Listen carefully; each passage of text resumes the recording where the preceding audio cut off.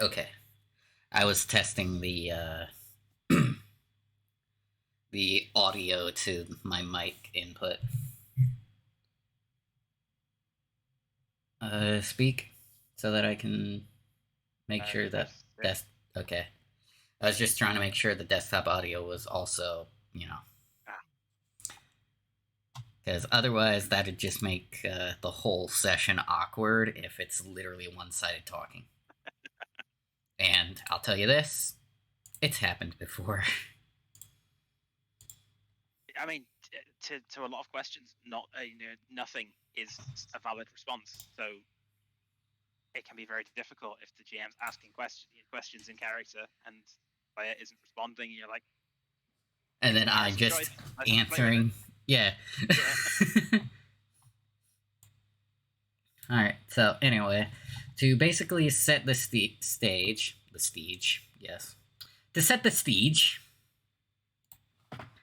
Uh, how are you pronouncing this? That way, the DM knows how to fucking say the name. Oh, I was going with Laeril. Leia. Yep, I'ma just call you Leia. that Easy, works. easy for Pretty me to sure remember. it is. Like extremely easy for me to remember, and certain characters will more than likely call you that. Minty I, especially would call you that because I doubt she'd actually say it. All right.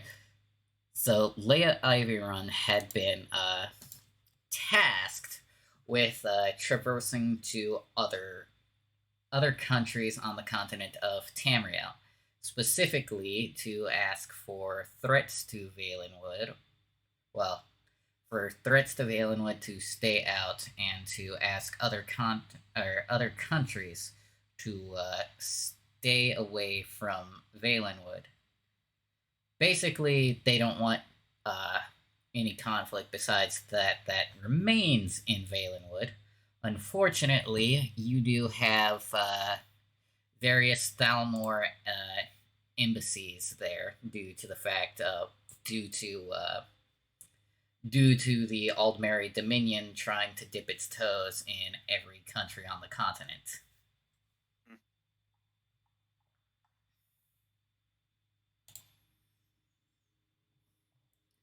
So there so are Alec has time to meme, but he doesn't have enough time to play games. yes. Anywho, like I said, Mhm. there are various areas surrounding the Valenwood border where Aldmeri Dominion justiciars and troops are basically guarding the borders, basically controlling who gets in and who gets out of Valenwood. Basically, they're asking various questions. However, the one specifically that basically leads to a straight road from Valenwood through Elsewhere and into Skyrim. Thankfully, in the jungle side of Elsewhere, so you'll feel right at home even though you're not at home. Because Elsewhere is that weird half and half continent. I still don't know how I feel about that. But anyway, the particular border that you find yourself upon, it a couple of the Thalmor Justiciars are actually pestering what looks to be a band of traveling merchants about what they're bringing into the country. It is a small group of Khajiit, specifically the ones that are more prominent in the third and fourth eras. After all, this game is set 10 years after the events of Skyrim. I keep Mhm. forgetting to mention that. Yeah, because the Khajiit changed over time, don't they? As breeding happens between them and essentially new subspecies appear. Yes, but canonically, they have to be born during a certain phase of both moons to be a certain type of subspecies. It's weird. Mhm. Okay, so where this caravan and the is not actually in the Valenwood. How far away from it are we? They're about 30 feet out, like basically full movement out, because they were stopped near the border by these active Justicars. However, these are the full-on, high elf ones, the people that think they're above everybody else that decided to stop this Khajiit merchant group. Okay. Oh, excuse me, my doorbell's just rung. That's unexpected. It's fine. Take your time.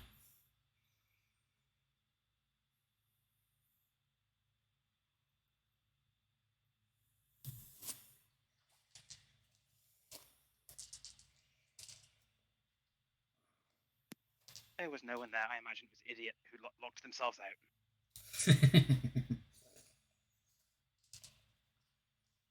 Hey, it happens, man. Yeah, so these are the kind of shiny, heavily armored kind of... The shiny, heavily armored kind, yes. Yeah. Whereas the Khajiit are basically in common clothes, basically, cloth outfits and shit. Like, they are clearly not a threat. The Khajiit are. Yes. So, because I don't know exactly what is going on and whether the Khajiit have actually done something wrong or anything, I'm going to hide right at the edge of the wood and try and listen in, because 30 feet isn't that far away. I should be able to hear them. Okay. You said you're going to hide in the bush, just far enough away where they possibly aren't going to spot you, and just close enough to hear them? Yep. Okay. Roll me a stealth check with advantage. These are your woods still, so you get advantage.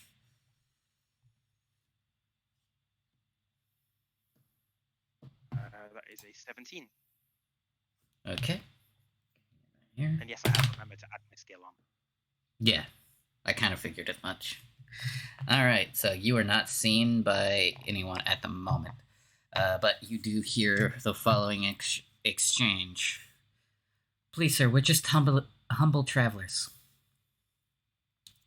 That may be the case, but we still need to inspect your goods. We've had reports of your kind sneaking in skooma to those that are less fortunate here. Sir, I don't even know how to make skooma. Moon sugar, sure, but skooma, no.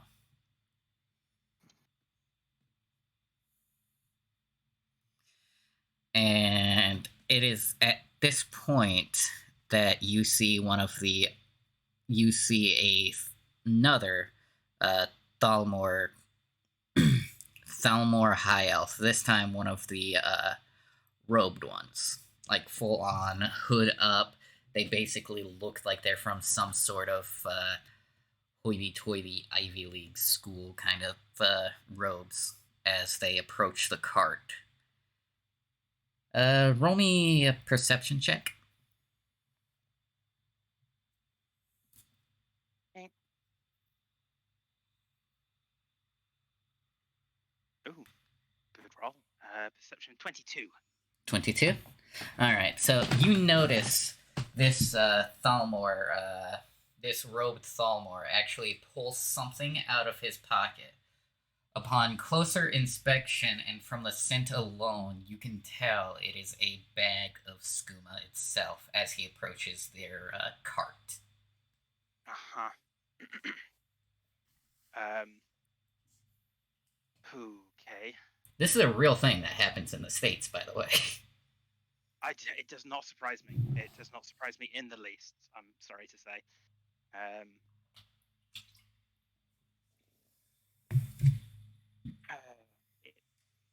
Is he far enough away from the cart at the moment that if I charge him and push him away, he won't be able to... that it will be obvious that he hasn't taken it from the cart? Yeah, he's far enough away. Okay.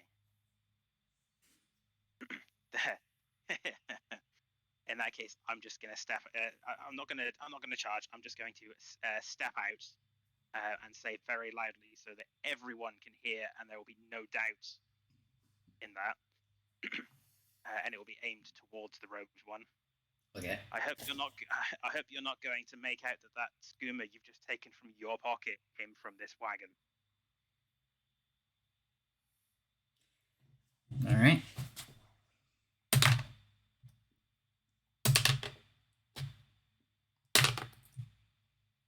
Okay, you're going to dice jail.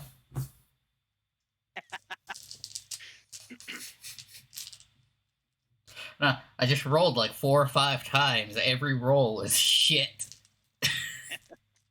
Dice jail is a real thing. You're going to dice jail. Okay, there you are. Fucker. Yeah, the thing you've got to do is at the end of the session when you take them out of dice jail is threaten them with being melted down if they don't do better next time. Melted down and made into keys. Made into D12s. Because D12s never get used. I've used it a couple of times, and I plan to use it once I actually build a supernatural campaign based around the core rulebook set shit. Because I've had ideas for supernatural campaigns, but that's hard to translate into 5th edition. Anywho. Yep. Yeah, so the idiots, and yes, I'm calling them idiots, all turn to stare at you. And you can tell that every one of them look very annoyed that they couldn't harass this Khajiit merchant ship. So basically, what you see before you as they turn to address you, you see the Khajiit bow towards you as they start to move away from the border area, but closer and deeper into elsewhere. As elsewhere is, just to make sure I'm right, is a bordering area, isn't it? It's not exactly. Yeah, it's a bordering area, and like you're in the jungle. You're like in between Valenwood and the jungle, the rainforesty half of elsewhere. Yeah. Okay.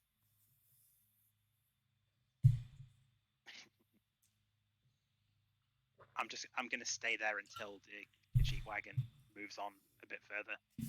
Okay. Just to make sure that they don't try anything else, because they seem to be assholes. I mean, to be fair, they are canonically based on Nazis. Just saying. Yeah, doesn't surprise me. Anywho, fucking the robed one actually ignites the bag and tosses it towards one of the trees.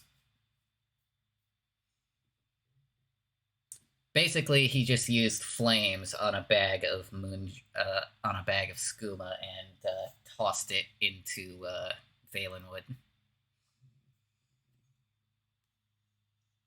I'm going to go to it. I'm going to use my sword, the blade of my sword, like a shovel almost, and flick it back towards them. I actually want to aim at the robed guy with them. Okay.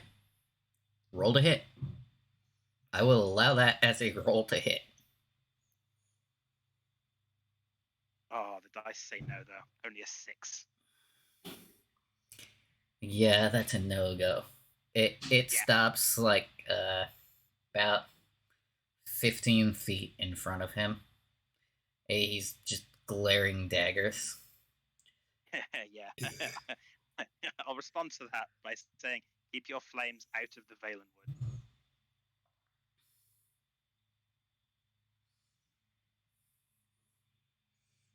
Oh yeah, and who's going to stop me?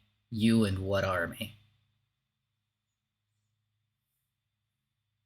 Try it. I want to intimidate. Alright, roll to intimidate. 15. Not a terrible roll. Not a terrible roll. I gotta scroll down my creatures and actually pull up the stat sheet.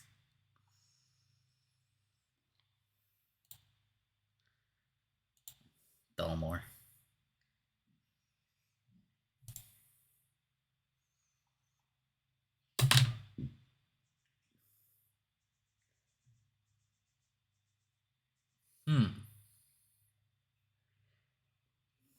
Yeah, that's a 20.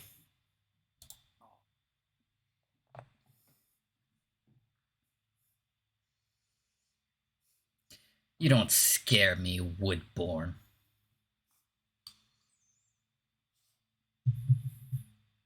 I know you don't scare me either. Besides, fighting someone lesser like you would be an insult to the Altmer.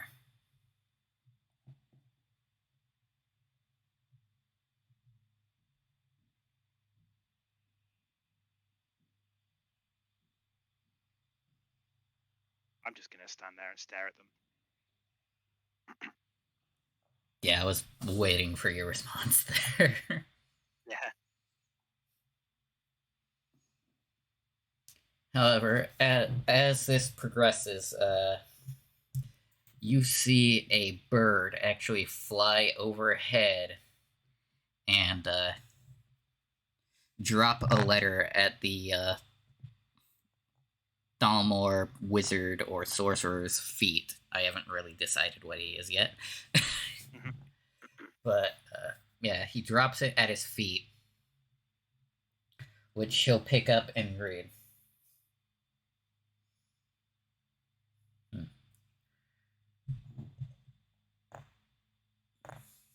You're lucky this time, Bosma. It seems that we need to go elsewhere. He smirks as he actually grabs something from his robe and tosses it on, like slams it onto the ground, creating a smoke bomb-like effect.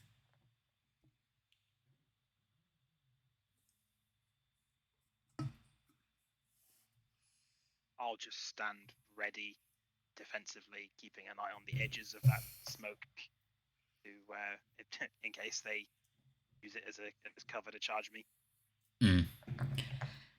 But no, once the smoke clears, they are gone. As I thought, cowards. Mm-hmm. And I'll just carry on my way. Okay. Now where? There you are. I was looking for my dice bag. Yeah, I will definitely be keeping an eye on the ground for the possibility that they are just invisible and ready to try and stab me, looking for things like grass that's been squashed. Grass that's been squashed. Other instances of stupid bullshit. Right. Yep. I mean, these guys appear to be idiots, so they might not think I'm smart enough to notice that kind of thing. I mean, to be fair, they are technically your first encounter, but not really your bad encounters. Not supposed to be my first proper combat encounter, I imagine. No, they're meant to be idiots. They're basically meant to give you some sort of foil, since they are technically a threat to Valenwood as a whole. Indeed. So I want to make sure that they're gone. And I got a 17 on my perception to look out for those signs. That's fine. I was rolling. I was rolling travel complications and shit. Yeah, no worries. Then you can use that perception roll for spotting those complications. Exactly. But no, you're fine for the most part. There was a couple of like actual showers. However, the deeper you get into the jungle, the more hotter it feels. Because you're basically crossing one border into the next. After a few days, you realize that they haven't actually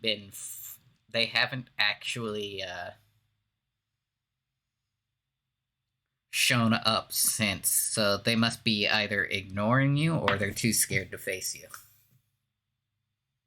Either way, that means they're not worth my time. Exactly.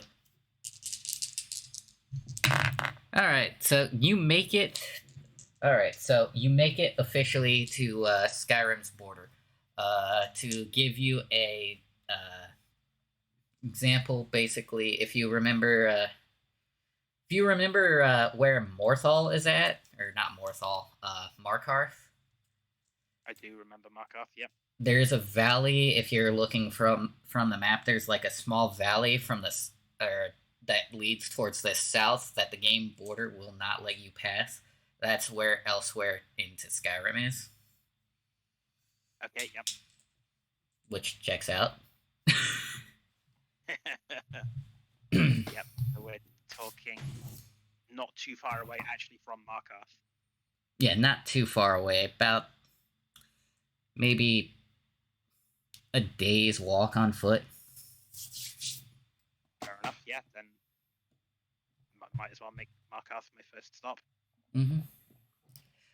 But before that, you do have one more border to cross, and you actually have a couple of blue cloaked, curious robed guards. Basically, these are clearly storm cloaks, but you know, because like I said, natural knowledge is that Ulfric is not the leader of Skyrim anymore. The person you have been tasked with going to see is. And you do notice from the demeanor, because one of them is much, much shorter than the other. One of the guards is a Dunmer, a dark elf, and the other is a Nord. And the dark elf actually looks a little less bored upon seeing you than the Nord does. The dark elf basically looks up from their little because they have basically a small little kiosk thing with like papers and shit scattered about. It's not too windy out or anything like that, so they're not locking paper in. And basically, they ask Leia for her papers. Papers, please. Given I live in the Bloodwood and technically more tribal than others, do I have papers?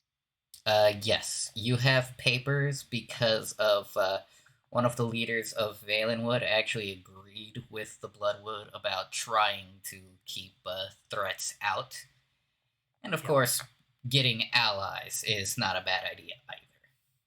Fair Basically, enough, they implanted that idea in your head, too. Yep, fair enough. Then I will hand over my papers. Alright. Everything checks out. Says here that you are to meet the High Queen. That's right. And will you be staying very long? That depends on the answer I get.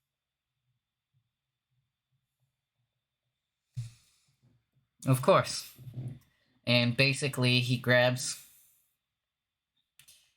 what looks to be a seal, and it basically looks like the old Imperial seal.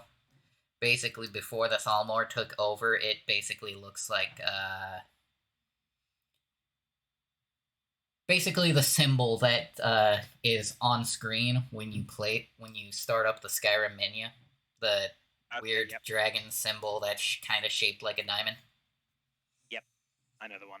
Yeah, and he presses it onto the paper, hands you your papers back. Carry on then. I hope you enjoy your stay in Skyrim. Fair warning, there may be a blizzard incoming. Nearest city would be Markarth. And he basically points in a direction and hands you a map of the country. Appreciate it. Of course, if you need assistance, you may ask. Well, really, any of the guard. The High Queen has been cleaning up most of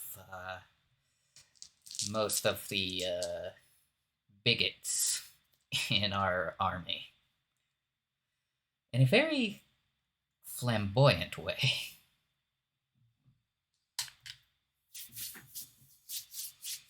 And mildly amusing, of course. Should help make my mission slightly easier. Indeed, it should. Well, I wish you luck. Off you go.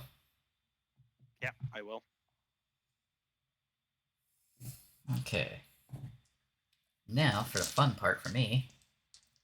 Well, a fun part for me. I will take their advice and head to Markarth because Okay. Even if the blizzard isn't actually that bad, I probably not wise. Rather not travel in the snow. Yeah. Not travel in the snow in the continent that is like the most freezing cold unless you go to Atmora itself. Because yes, you guys will be going to other areas other than just Tamriel in this campaign. I've confirmed that with everybody. Cool. Sounds fun. And at some point, you guys will go to Akavir. Cool.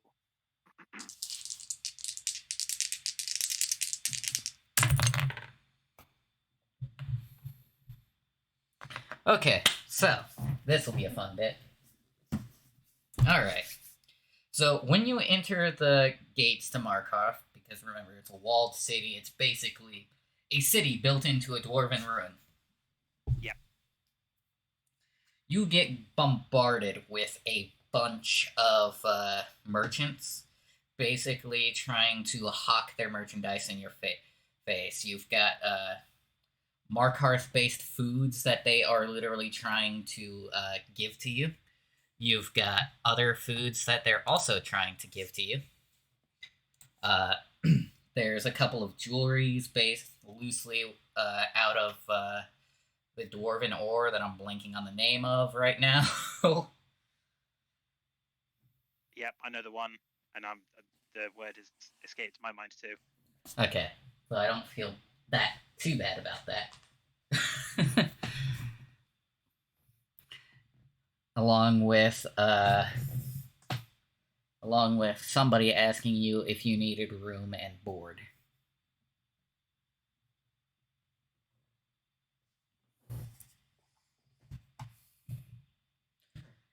There's also a couple of taverns, a couple of people advertising said taverns.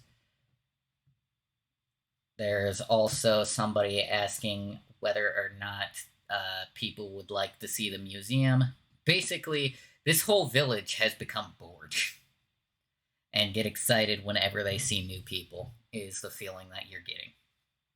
Okay, well, I'm just going to flatly ignore the ones trying to hawk their merchandise, and but I will speak to those who have offered room and board. Okay. But I'll just say, where is there in this city to stay? Okay. Give me a minute, because now I've got to look something up again. Which is fine. I just tried to look it up. Unfortunately, the wikis just call it dwarven metal, which is helpful. Dwarven ingot. Yeah.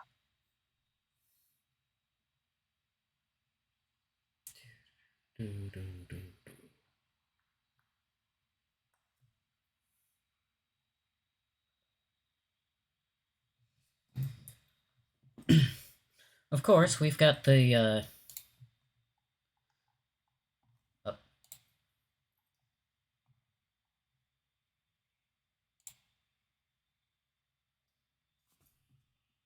Sorry, you just cut out for a second. Yeah.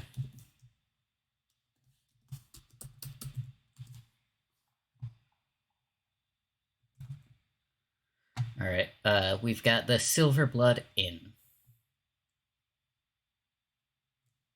The innkeeper, Klepper, should see you to your room, so he might be He might be in a mood.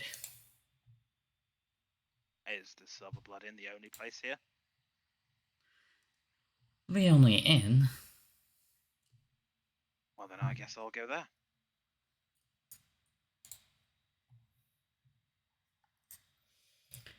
He, yeah. When you come, when you enter, he goes, welcome to the Silver Blood Inn. Get your shit and get out. He says this while he's wiping down a table, or he's basically wiping down a desk at the front of the area. That's a colourful way to greet a visitor.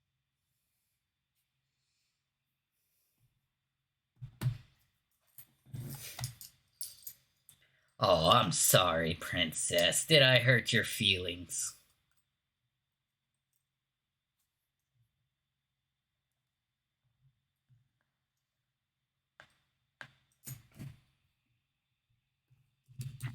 How much for a room? About 10 septums. I mean, you were given enough septums to basically make your way on your journey. Yeah.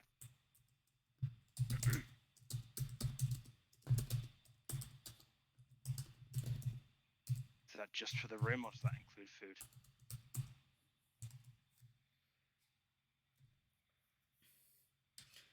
We don't get a lot of visitors anymore, so I guess I'll include food as well. Okay, I'll just put the coins on the bar in front of him, or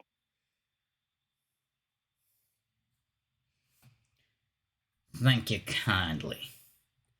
He looks under. He basically leans under the desk and grabs a key.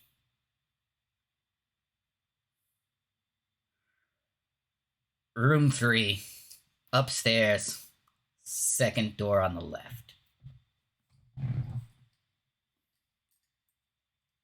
I'll just nod, take the key, and head to the stairs. Okay.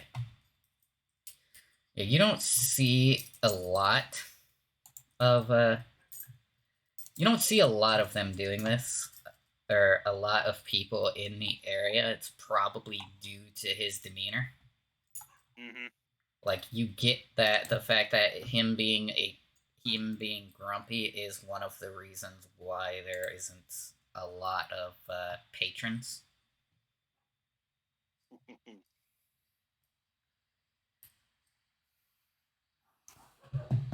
I'll be right back. Okay.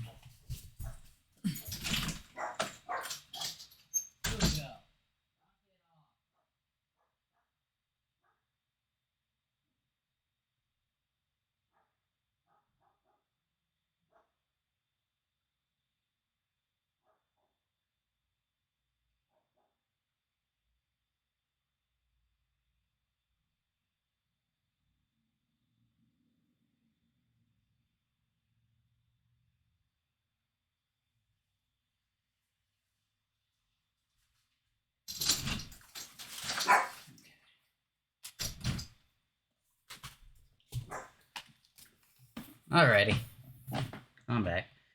Anywho, yeah, you get the feeling that not a lot of people have actually been at this place for a while, so that may be a reason for his demeanor. But at the same time, his demeanor is probably why there isn't a lot of people. Yep. It's a weird. Yeah, he's got a catch-22 personality. Yeah, fair enough. I just won't engage with him much. Yeah. He does eventually come to your room to offer you dinner. It's mostly meat-based dishes, which is one of those things that you, as, well, the type of wood elf you are, could actually, you know. Yeah, I have nothing against meat. Meat is good. Yes, meat is in fact good. Mm-hmm. Yeah, well, I'll thank him, and while he's there, I'll ask, or rather say, I heard there's a blizzard on the way. Any word of how long it's likely to last? It really depends. A few of the priests at the various Kinnereth's temples are currently praying for it just to blow past, potentially hit Orsinium. Thank.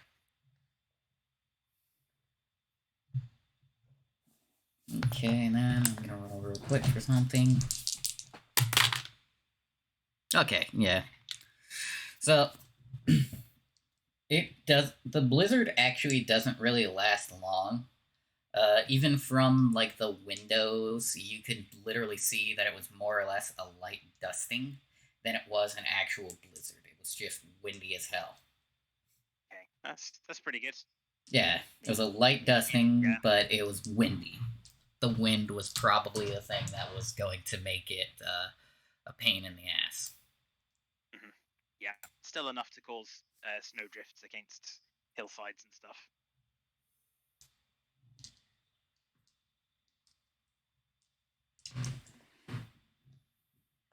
Yeah, I mean, while I'm here, the next morning, I may as well stop by at the to whoever leads this city at the moment. Assuming they still have their own jarls. Oh, they do. I just have to remember the Jarl's name. Or just make one up. Or make one up, but I'm not giving name. I'm not good at names right off the top of my head. Neither am I. It's terrible. Exactly.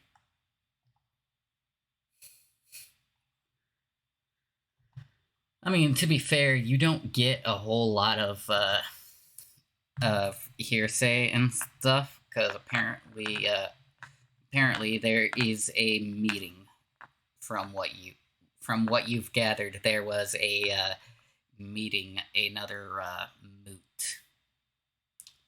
But basically, most of the Jarls are currently at another place. Okay. If it's the same Jarl that's in when you're playing Skyrim, then it's Jarl Igmund. Mm.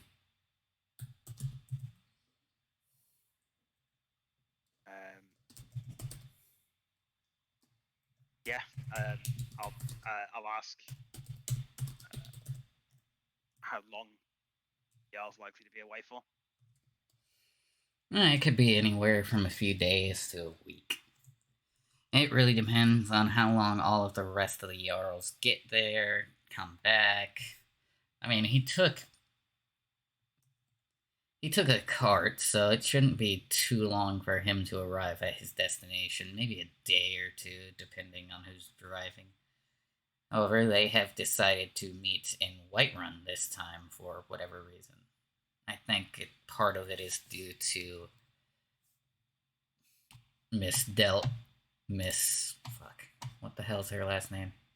I created the character and I forgot her last name. Miss Dolora. It was the first place she called home. All of the Jarls and the High Queen will be there in the area known as in the Keep in Whiterun. I'll nod in thanks and just turn and leave. Okay. And as I head out, I will have a look at the map that I was given of Skyrim and see if I can figure out how long it's likely to take to get to Whiterun.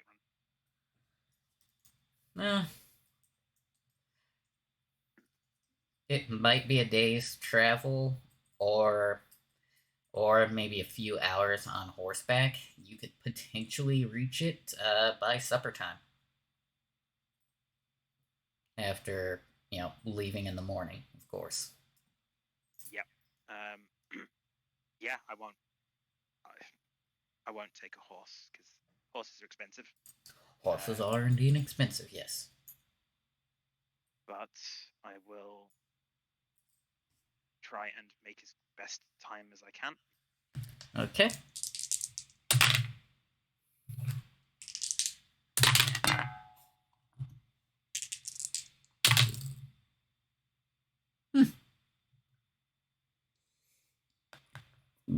Okay. You managed to make it in relatively decent time. Somehow for some reason, you decided to essentially hoof it there. Basically, you booked into a sprint for the first portion of your travel there. And then once your feet started to get tired, you slowed to basically a brisk walking pace. And you managed to actually recover. You do see the occasional giant camp along with the mammoths, which the giants would actually stop and stare and basically watch you. But they basically had the same motto as what a bee would, where basically you don't mess with me, I don't mess with you. Yeah. Kind of I'd be scenario. if I wasn't on a time sensitive mission, given where all the yards are in one place, then might have considered taking one down. But the real question is, do you really think you could take down a giant on your own? no, that's a player reason to not fight. That's the player reason to not fight. Character reason to not fight is I'm on a time sensitive mission. Yeah. Player reason is I don't want to participate in the Skyrim space program just yet. Yes, that is one of the best physics bugs in the entire game. Mm-hmm. Reminds me of the scrolls of Icarian Flight from Morrowind. Yep. Anyhow, yeah, you managed to get there in decent time.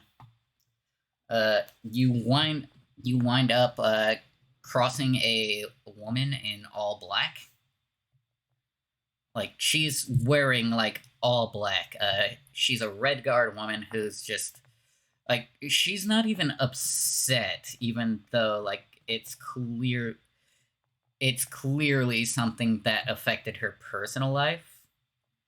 And there was a funeral pyre with another Red Guard man in black, or not black robes, in exotic fashion.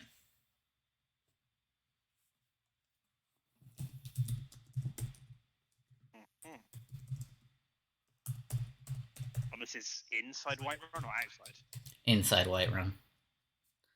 Like, you weren't even stopped by the guards or anything like that. Like, this was just, yeah, going. Okay. Is it just the two of them there, or are there more people around this funeral pyre? Oh no, there are more people around, but most of them aren't even in all black. The only one that's in all black is the Red Guard woman. Everyone else seems to be celebrating. Okay. Interesting, but doesn't really affect me, so I'll just pass them by. Yep. Head up to Keep, which I imagine is quite obvious from the entrance to the city, given Yes. how it is in the game. Yeah, the Dragon Reach. Dragon Reach is one hell of a thing. Yep.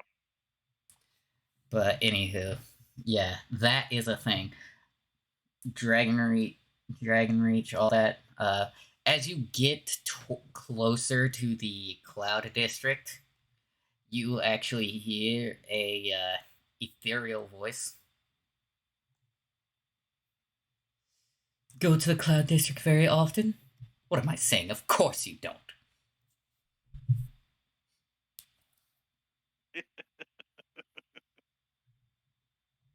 You got to get those moments in when you can. I'm just waiting for the time the guard's going to tell me he used to be an adventurer like me, so they can arrow it.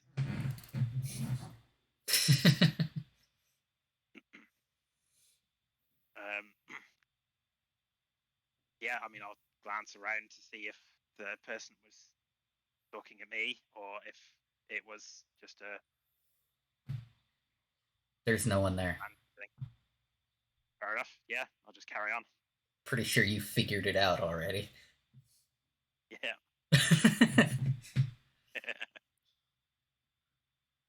Yeah, I'm pretty sure I know what's going on here. This is, I'm gonna go on it being time shenanigans that I'm hearing things from other time periods.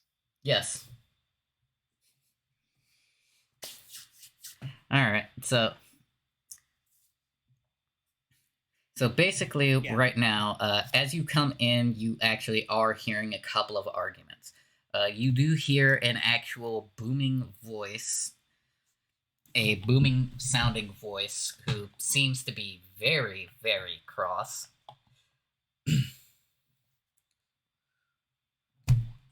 What do you mean elsewhere can't help us? I'm sorry, but they've got their own problems to deal with the Thalmor. Well, what happened to that old saying? You scratch my back, I scratch yours.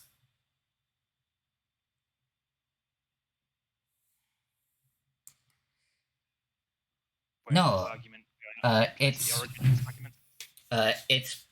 you can't really see it, but you can hear it because they're loud enough. Basically, if you're following the sound of the voice, it's from behind the throne area. It's basically from behind the fucking dragon skull area. Wow. Okay, so they've let me up that far. Oh yeah, because there are actually a couple of people. There are actually a couple of people in like regular commoners' clothes that didn't that weren't celebrating Nazim's funeral. Mm-hmm. They're actually sitting and watching this debate. Some of them being, the Stormcloak soldiers.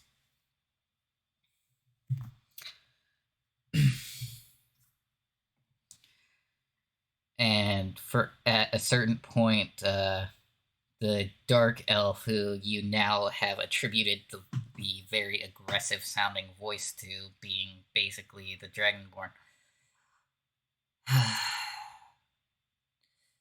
How much did he want to negotiate for?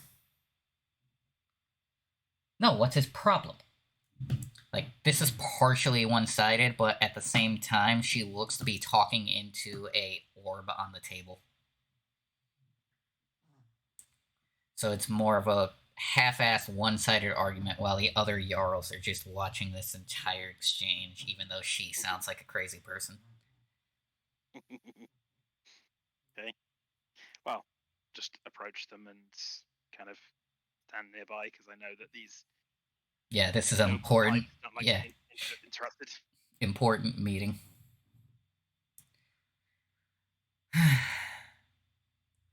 All right, fine. Who? She looks over and sees Leia. Yeah, she just arrived.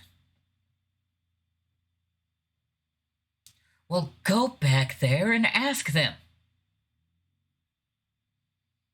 Money's not really an issue anymore. We're actually trying to open up trade routes. While also ignoring the Thalmor bastards.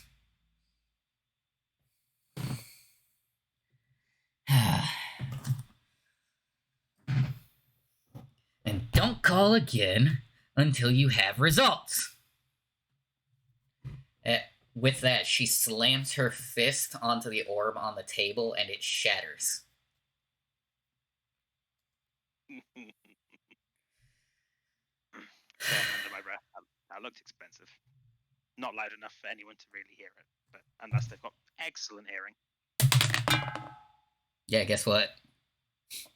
She heard you crystal clear. Oh no, it wasn't expensive, though my court wizard is going to... Well, my court wizard is going to be a pain in my ass.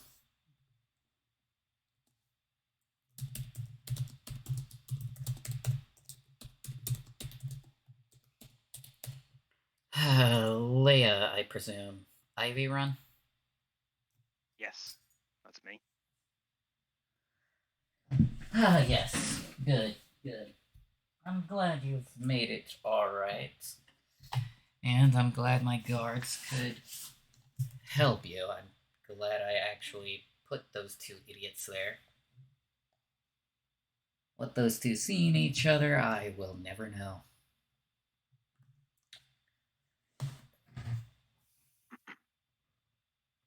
They were kind enough to give me a map. Of course. Good. That map's actually enchanted. You can actually see your position on that map anytime you open it up. Courtesy of my court wizard, though it did cost him a pretty penny. A pretty septum. I love the use of in-game things in another game. Mm-hmm. I thought some of you guys would like that idea. Yeah. It's a very helpful enchantment. Of course it is. I take it this means you know why I'm here as well as the fact that I am here. Oh yes, I'm fully aware of why you are here. Hence why I was kind of glad you were eavesdropping on the conversation. So that you know our people mean you no harm. Mm-hmm. Not sure I can say the same about the Thalmor, though. I see you must have had an encounter with them recently. On my way here. Alright, what were they harassing this time? Dunmer? Fellow wood elf? Khajiit. Ah, yes, they do like to go after the Khajiits. Mm-hmm. A Also, lot. trying to put skooma on their cart that one of them had in their own pockets. That's the oldest trick in the book. How they think that people are going to keep falling for that is beyond me. Mm-hmm. They weren't the smartest. They were lucky they got called away before I had to kill them. Oh, yeah. As she actually steps a little further into the light because the lights were dimmed so that she could see into the crystal ball, mm-hmm. I'm going to give you her descriptor now. So you'll have fun with that. Alright. Alright, so she looks a little like Professor McGonagall, only she looks younger, about 30 or so years, so less wrinkles. She does have a permanent scowl on her face, and she's scarred. Four claw marks diagonally across her face from left to right. She also has black hair that is lengthy enough to be put into a 2-foot-long ponytail and bright blue eyes, as opposed to the normal red eyes that, red or black eyes that dark elves have. She is also standing at about 5'7", so she's nearly 6 feet tall. Well, I now know 2 of the mods that you always install in Skyrim.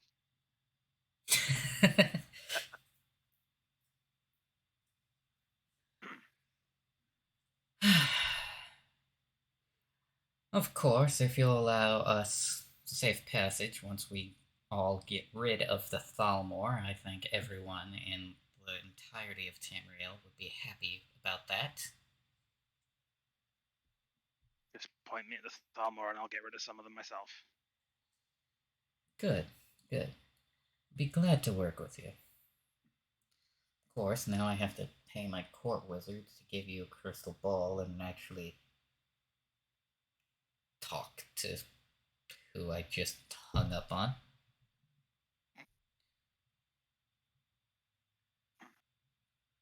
My anger always gets to me.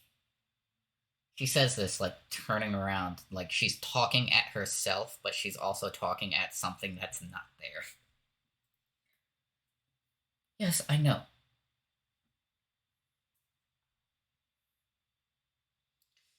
No, that's not it. Yes, I know they're here to help. They're not Yeah, ready I'm for getting that. a bit confused at this point. Yeah.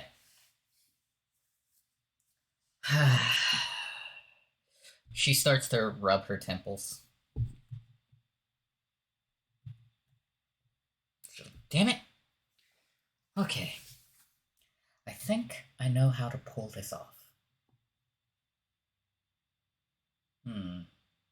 No, that's not. Why?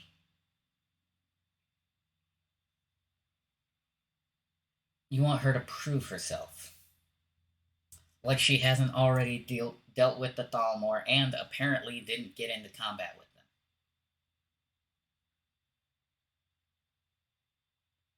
You know how valuable that can be without needing to attack anyone? Like, this is a whole ass one sided conversation, and she's actually moving her hands like she's talking to somebody. Everybody else, like, all of the other Jarls are just looking and staring at her. Does she look like she's paying attention to what's going on around her here as well? Oh no, she looks mildly annoyed because every once in a while she side eyes all the Jarls who are like crossing their hands like they don't believe that she is actually sane.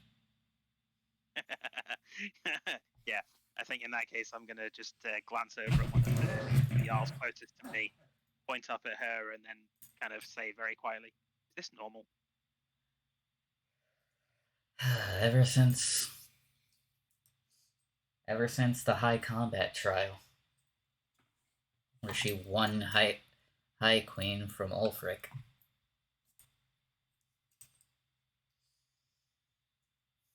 However, I've hung around her long enough to know that this is an actual thing. She's talking to an ancestor, according to her.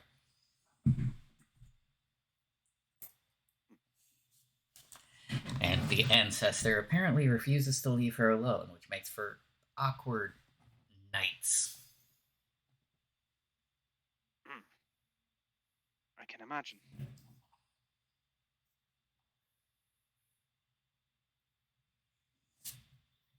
Uh, she finally turns to you again.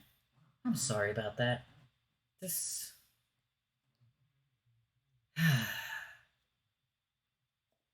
You're an asshole. Not you. You. She literally points, like she says, not you, points at you, and points at the nothing next to her.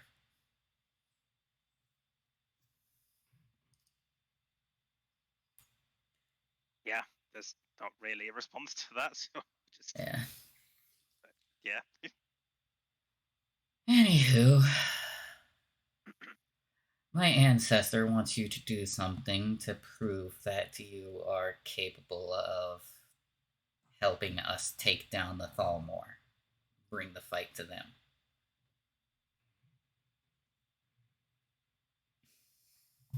Fair enough. Want me to bring back one of their heads to prove I can kill them? No, but I like where your head is at. No, there's another case that he once dealt with. See, about 5 years ago, there was a certain companion from the turned over ship down in the regular districts who defected and decided to try and start his own wolf pack. However, he does not know his own strength, and every time he has tried to turn somebody, they have wound up dead because they cannot survive either the transformation or he bit them too hard.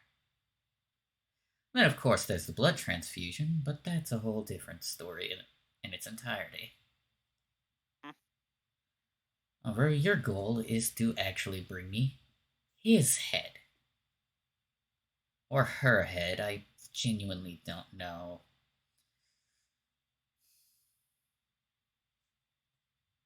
Do you know where they live?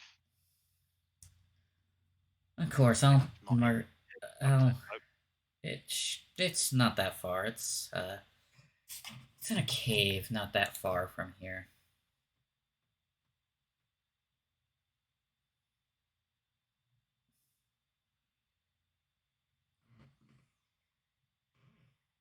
with a slight grin, I'll say they sound fairly dangerous. I mean, they are a lichen. They are infected with lycanthropy. So you will need to be careful. And try not to, you know, turn.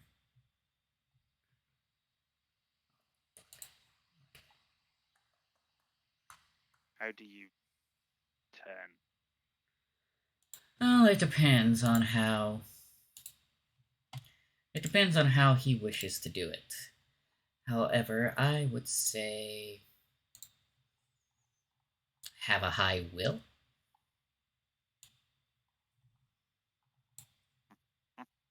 If that makes sense. So if you want to turn, then you'll turn. I mean, it worked for me for a while before I cured myself.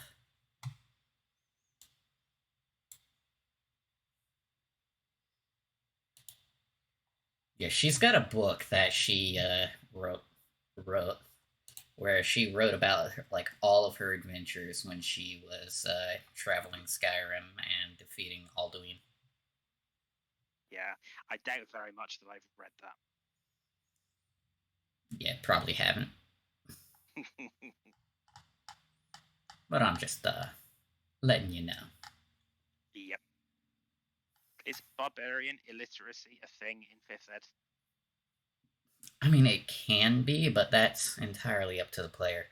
Because I'd find it more amusing if you weren't, if you were not, you know. I'd find it more amusing, honestly, if you were a barbarian that could read.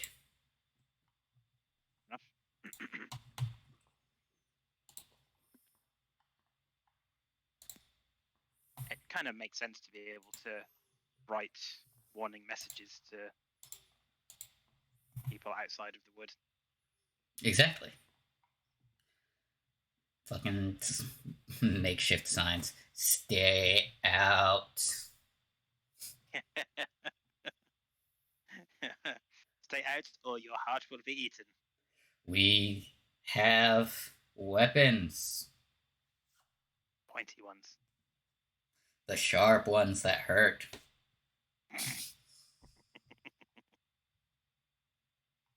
We have sticks and stones.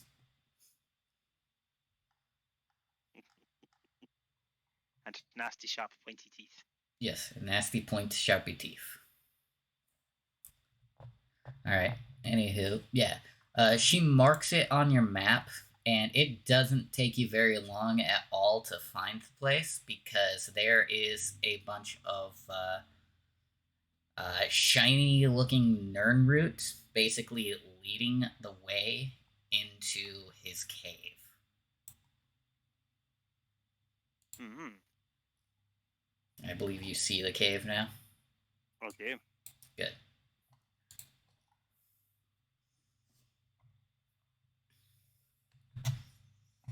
Pretty sure I recognize that cave layout as well. Yeah, you probably do. I'll probably use it a couple of times because I'm too goddamn lazy to look for more unique maps unless I'm actively looking for a type of map. Mm-hmm. That's fine. Yeah, okay. Then I will begin by checking my character sheet to see if I've got low light vision or anything. Mm-hmm. I Cannot mean, remember if I did. it's fairly lit due to the fact that Nernroot exists. Yeah, it's fair enough. Question is, if I pick up a Nirnroot, will I get a quest to collect 100 of them? No, I will not do that to you. Like, that's fucking nightmarish and stupid. It's one of those few side quests that has always bugged me. Oh, yeah, and not to mention those, I can't remember the name of them, those crystals you find loads of to make a crown. Stones of Baronzaya. That's the one, yeah. That after you pick up the first one, you've got a quest forever that it doesn't tell you where any of them are unless you get a mod to tell you where they all are. Most annoying quest ever.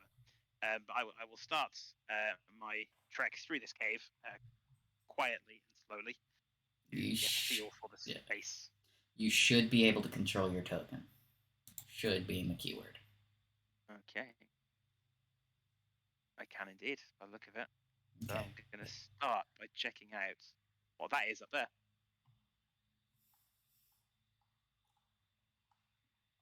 Is that stairs as it appears to be? No. It's just a dead end. Basically, it's collapsed stairs. So basically, it was going up, but it fell down. Okay, no problem then. Then I shall head over this way. Good. As you get closer, you do hear the sounds of eating. And like full-on squelchy sounds, like biting into a juicy piece of meat.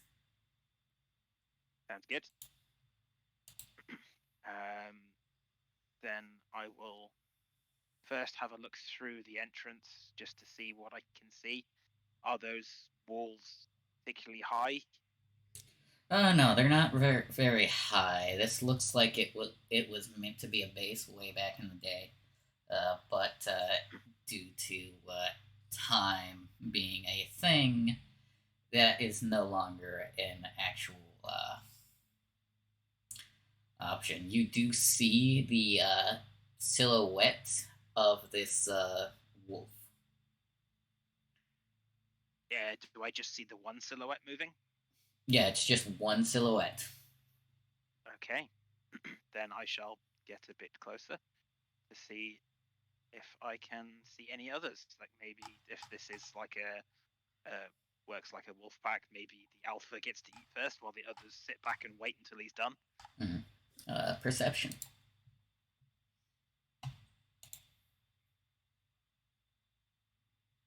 I see nothing. I'm on a beach. 1. Oh yeah. Which gives me a grand total of 5. Oof. Okay, so he smells you. He basically drops, he basically drops what he's doing, grabs a femur, specifically, and tosses it at the wall behind him, or at the very least close to you. At the wall behind him? Well, there's like a small wall over here. Oh, okay. Yeah. Yep. But he can kind of smell you, so he tossed it in that area, and he's kind of hoping to hit you. Okay. Which that does not hit. He rolled a 4 on the die. Yeah, I'm not going to react directly to that. But I will try and quietly draw my sword.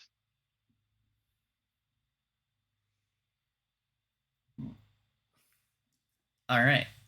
It begins to howl and turn around. And do I get the feeling that means turning towards me? Yeah. You hear it start to step forward, coming closer. Then it's time for me to turn on the rage and charge. Alright. Roll to attack. You're getting first hit before you roll initiative. Cool. Come on, dice. That is a 20, not natural. That'll hit.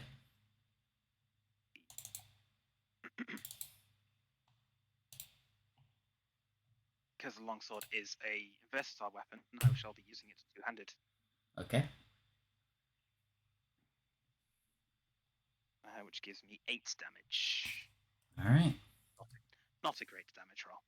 Not a great damage roll, but not too bad either. Still Nope. dealt a decent chunk.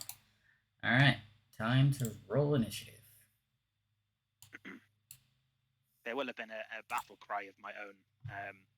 Yeah, I figured. As I charged in, yeah, countering his howl. Oh yeah, initiative. I'm on another natural 1, so I'm second. Oh yay, that'll be fun. With a 4. Mm-hmm. In order to do initiative on Roll20, and I will allow you to do that. Click on your token, then on your character sheet, click the button that says initiative. Oh, okay. Like that. Ooh. Yeah. But I can fix it to have. Likes me better. Yeah, Roll20 likes you better. A little bit. However, you said you rolled a 4, so all I had to do was that. Alright, so the wolf, in its hybrid form, actually lunges with its claw. To attack. Ooh. 20 hits, don't it? It does. Okay. Jesus! Ow, that hurt. Yeah, no shit. And that's on one attack. On Roll20, I know you see whenever you click on your character sheet, the green thing pop up.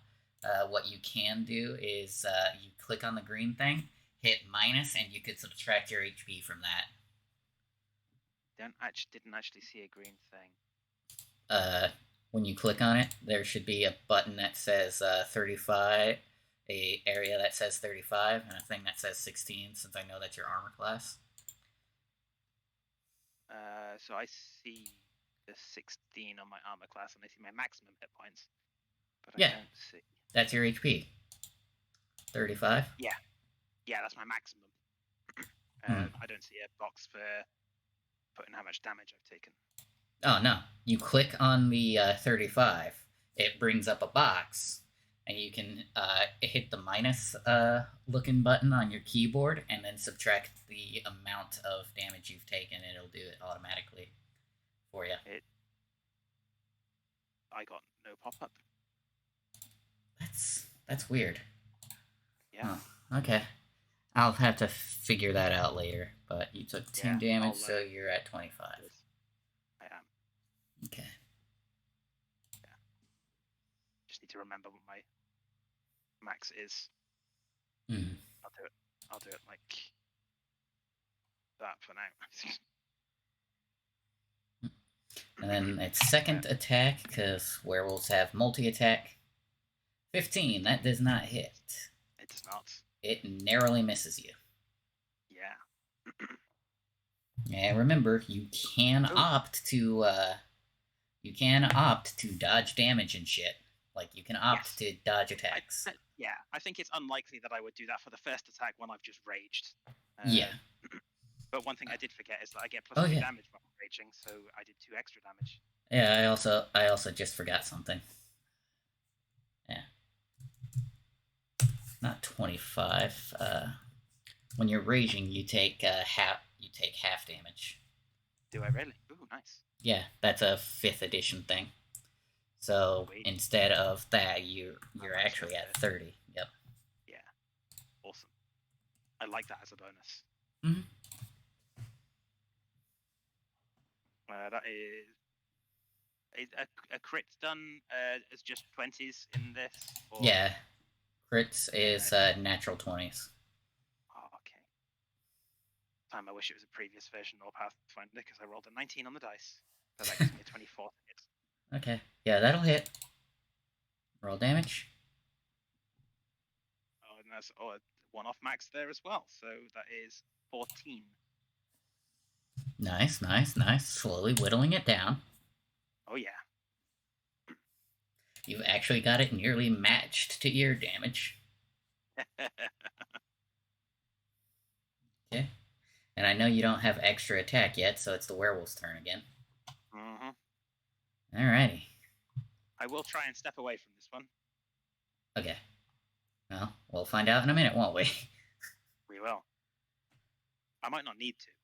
It's going to slash at you with its claws. 18.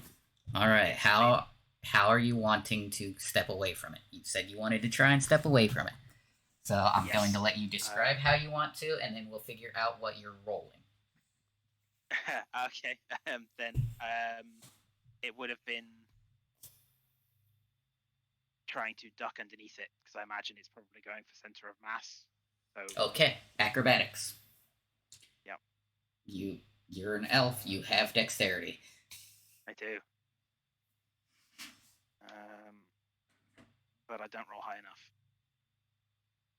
No? Okay. So when you do try, you wind up getting your back scratched. 5 slashing damage, so you only take 2. Rounding up or down? I'm rounding down. I'm being nice. So that'll come to bite me in the ass later. Maybe. Although we're doing a collaborative storytelling, so it'll work out over time. Exactly. And then it'll lunge and try to bite down on the neck, which does not hit. Again. Excellent. So it is your turn. It is.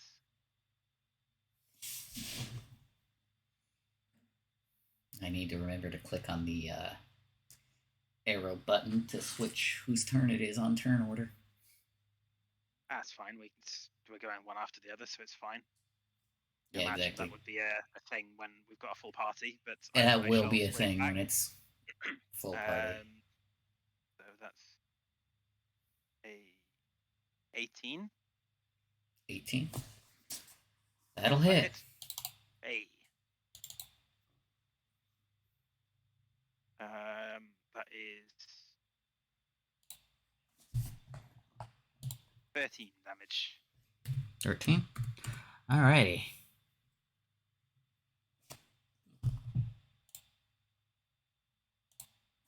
That +2 damage from rage is nice. Mm-hmm. And it only goes up every time you rage.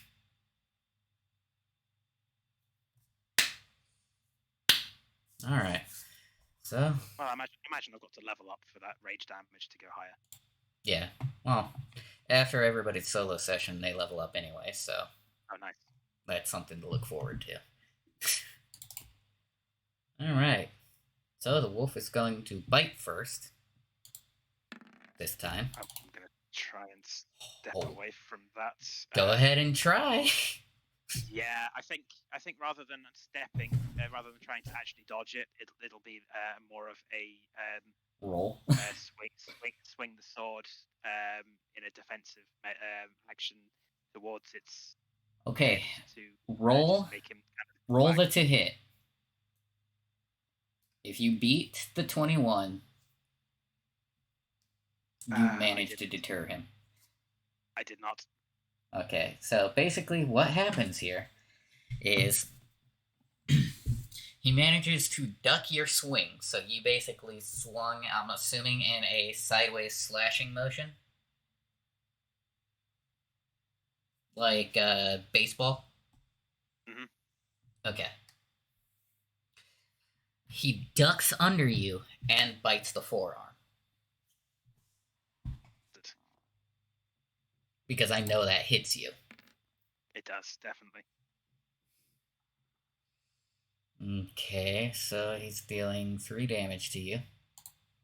Mm-hmm. And I need a Constitution saving throw from you.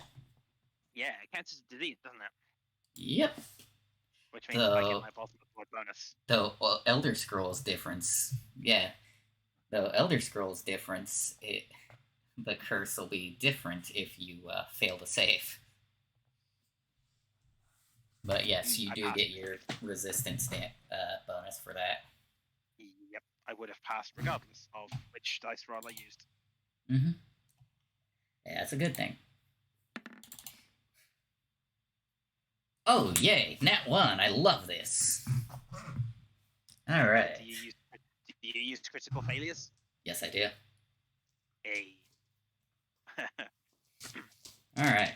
So, I'm actually rolling a D100 to figure out how severe this fail is.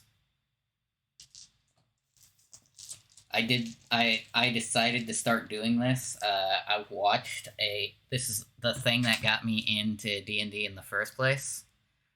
Their DM used D100 rolls to decide on the severity of it, and I watched this man roll 3 nat 1s in a row for a boss fight.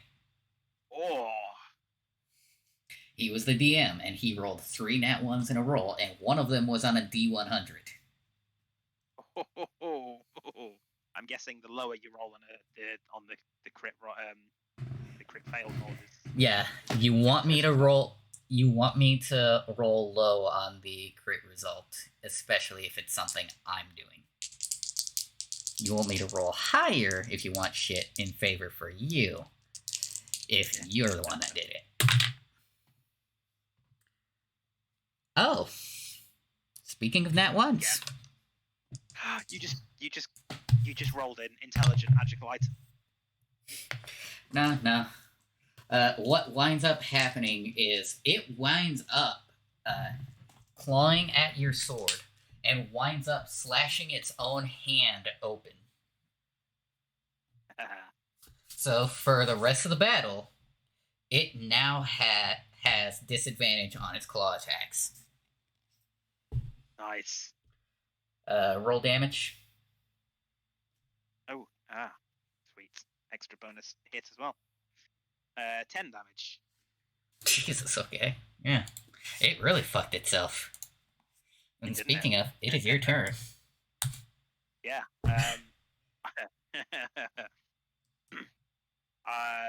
As it kind of, I imagine it pulled back a little bit from having its hand torn open. Yeah, it basically grabbed its hand and basically stared at it, and then glanced at you while glaring. Yeah, while it's doing that, I'll just swing my kind of turn my sword over so that it's pointing backwards and just do another baseball bat kind of swing towards its head. All right.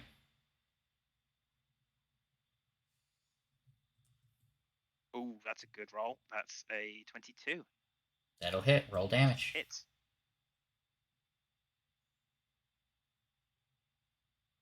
Uh, 10 again. Oh yeah, it looks very, very wounded. I imagine that one's given my description. Hopefully, given him if he were to survive this fight, would give him a nice scar across his face. Oh yeah, it's got blood running down an eye, so its vision is impaired, and it's going to actually lunge at you with a bite attack. Oh, with disadvantage, and it does not. Sweet. Hit.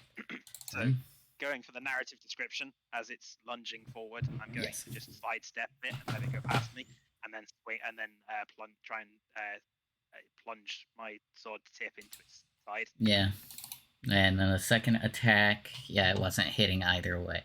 So as it lunged, it also went to claw at you, but it overshot the lunge. Oh, I've just natural 20'd on my attack for that one. All right. So Do I have to confirm? Huh? Do I have to confirm the critical? Nah, I'll believe you. You've been at least fair with it. Is a confirmation roll required in 5th ed? Is it just natural 20? You crit. Natural 20 is a crit. Pathfinder. Cool. In previous versions and like Pathfinder and stuff, it's if you roll in your critical threat range, you then have to confirm the critical by rolling to hit again. If you hit, you get a critical. It doesn't have to be in the crit range again. Oh no, If you miss, it's just a normal hit. I'm a fair DM. I'm not gonna make you confirm the hit. If you got a nat 20, you got a nat 20. Yeah. I'm not going to rob you of that. It's stupid. Like, nice. So is but it double damage?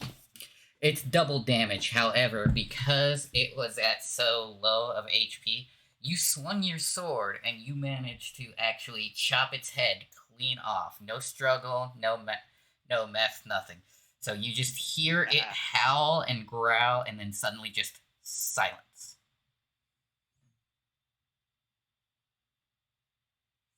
The beast is dead. Its head is on the floor. I am going to look around the cave while my rage is still on to see if there was anything came into the cave to watch the fight or anything. Well, roll perception.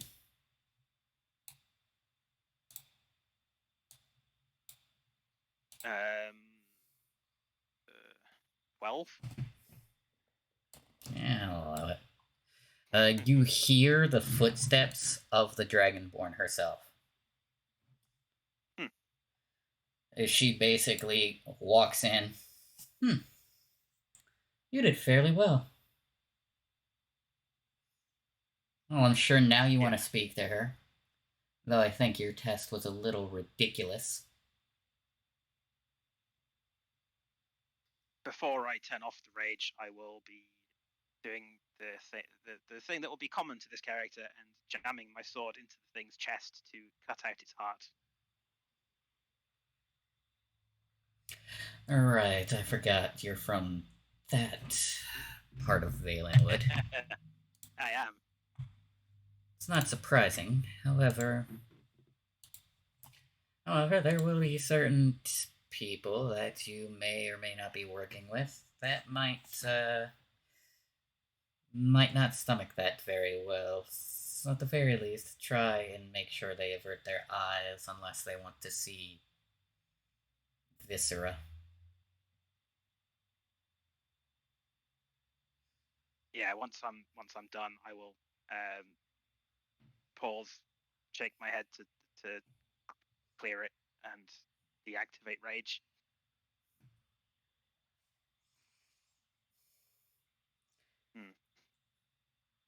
I suppose some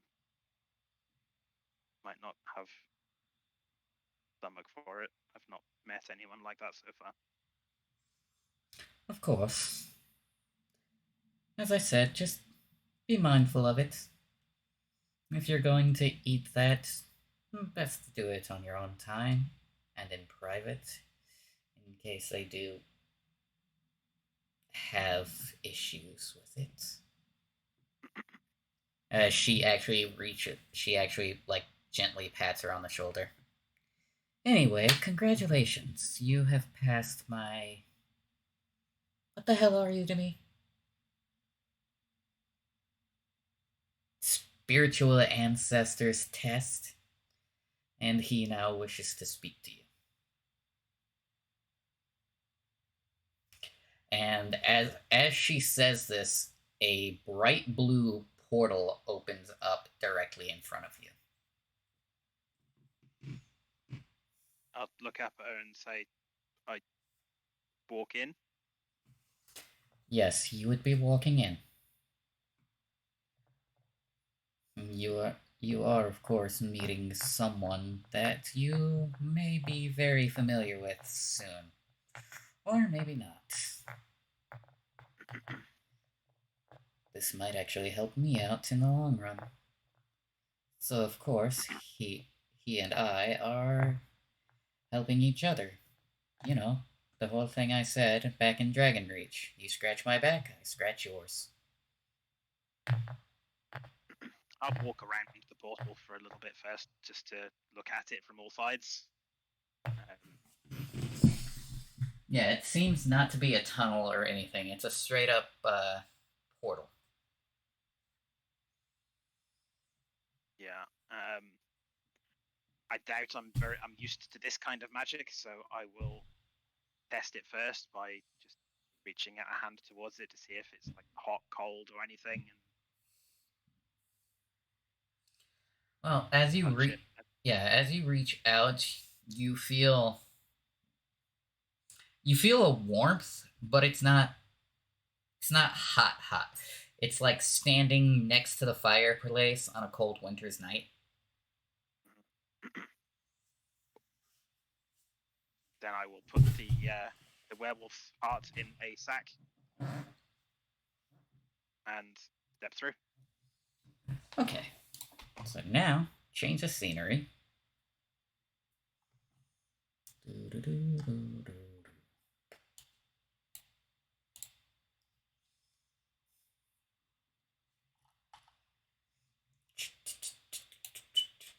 Now I gotta find your character real fast. Delete Gregor off the map. Alright. So as you step through, you see what looks to be a chapel or a church. And you see a golden dragonoid man. And I say dragonoid because he keeps shifting from human to dragon.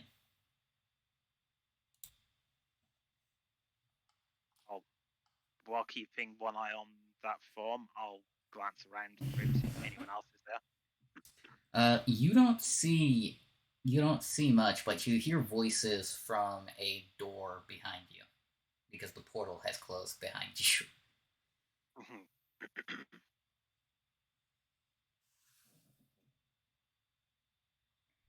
But then I'll step out of this portal area and towards the form. Mm-hmm. My sword will still be out at this point. No, that's fine. And just look at them quizzically, as if I'm trying to decide whether they are dragon or person. Relax, Bosmaria. I am not here to hurt you. You hear two voices. You hear a deep sounding voice that you would imagine belongs to a dragon. And then you hear a calmer sounding voice that sounds more like it belongs to a grandfather. But you hear this at the same time. If you've watched any of the Digimon series, imagine the DNA Digivolution thing, where they fuse two Digimon together and they're the exact same Digimon, but both voices of the original pieces are talking. Dragon Ball Fusion. Yeah, Dragon Ball Fusion kind of shit.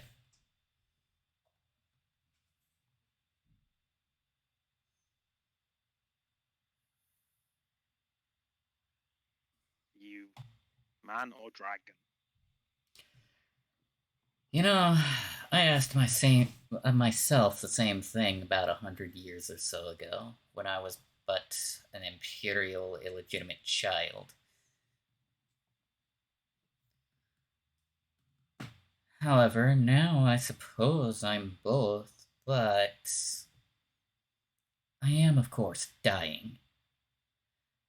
Thanks to mutual enemy.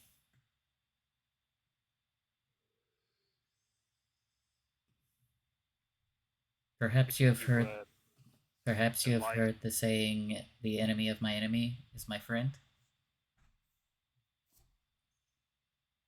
If you were alive 100 years ago, surely you would be dead now anyway. In my human form, sure. However, I conducted a ritual during the Oblivion Crisis to basically stop the forces of Mehrunes Dagon from invading Tamriel. Unfortunately, that left the Ruby Throne vacated, and the Thalmor stepped up to the plate and tried to take over. Well, have taken over. Now, they have gotten their hands on a relic from an ancient dwarven ruin from Akavir, and are now messing with the very annals of time itself.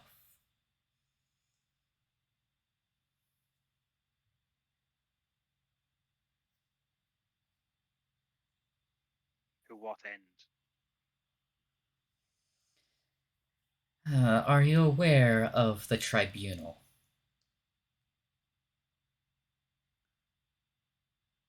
I doubt my character would be, given the whole Valen would, you know, away Yeah, from civilization. the whole So, Valen would away from civilization. yep. Okay. So I'll just shake my head. No. Of course. Anywho, the Thalmor recreate a ritual that the Tribunal of Morrowind had originally created to become gods. However, they wish to do it to an entire race and not just a select few. They wish for the Altmer to become gods and rule over the races of mer, man, and bestial creatures alike.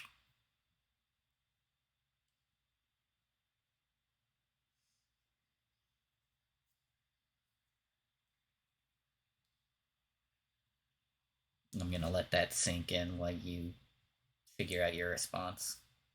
Yep.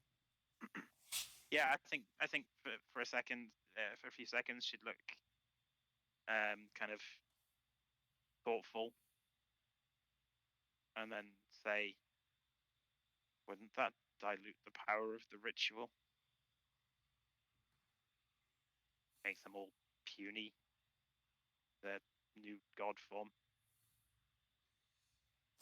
Realistically speaking, it would. However, that ritual, if done during a certain era, which they are currently trying to get to, would potentially succeed during the era where the gods and Daedra coexisted originally.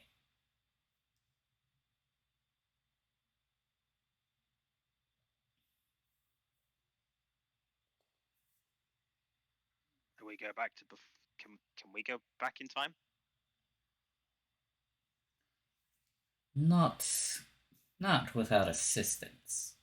I do have a Daedra friend that owes me a couple of favors, and I'm cashing in on them. After all, I am Akatosh, and their meddling with time is weakening my form. You see, I am dying.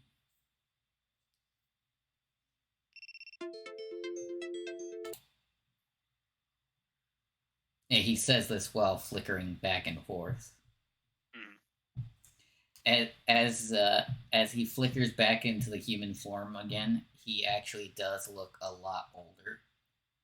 Like almost every time he flickers. Mm-hmm. Yeah, that would be a little disconcerting, I imagine. Um, to get this Daedra friend of yours to send me back to before they do this, and I'll rip all their heads off. You got Moxie. I like that. However, I am collecting a group of uh, of capable warriors, such as yourself and others. Of course, this mission does not come without its perks. I have a gift for you. And as he says this, doors on the other side of the chapel opens, and a uh, robed figure in bright blue, not the black and gold that the Thalmor use, in bright blue approaches you with a velvet pillow and a knife hanging on the pillow. Yeah, the figure actually kneels before you and presents to you the knife.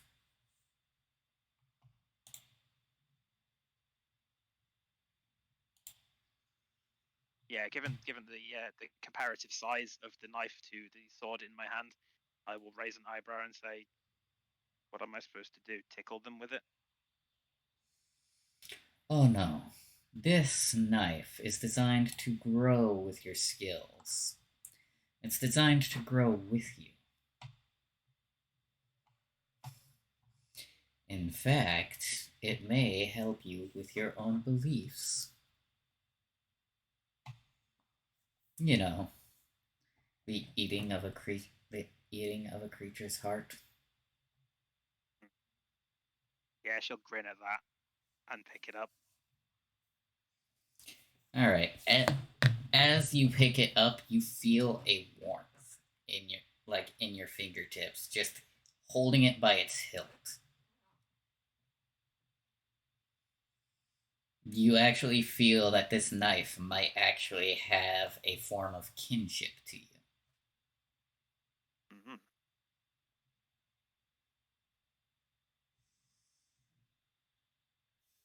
If you do accept this mission, you will be rewarded greatly, especially once once the ally once your allies have helped you achieve the end all be all goal.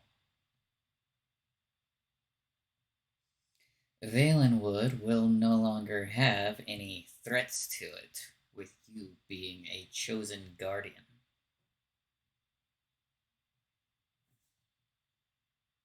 Then I'm in. Very well.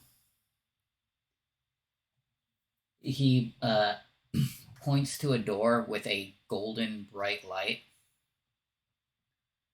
That is where your next destination will lie, where you will meet your new allies. And of course, tell Sam I said hi. There will only be a few more left before we get this ball rolling.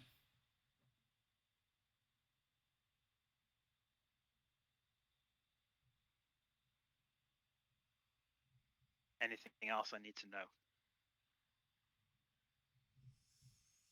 Just be aware with time travel can be a bit dodgy.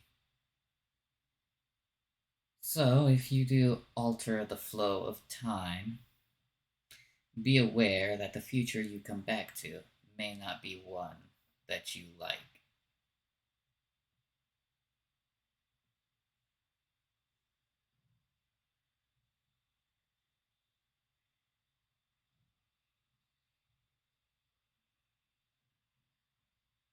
Did you just advise me not to change things I don't have to?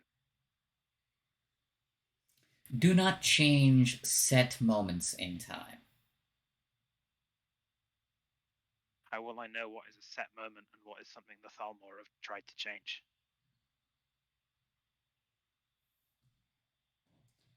I believe there will be.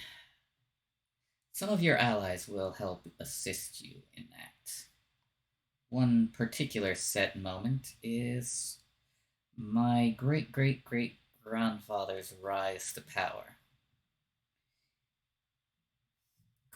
ushering in the start of the Third Era. Tiber Septum, also known as Talus, one of the supposed nine divines.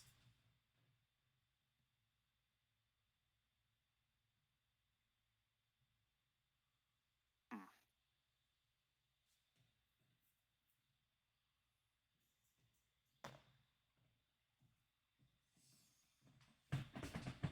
Yeah, I'll just shrug, say fair enough.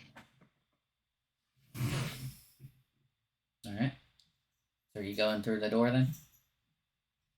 Yeah, why not? All right. And with that, we'll end the session.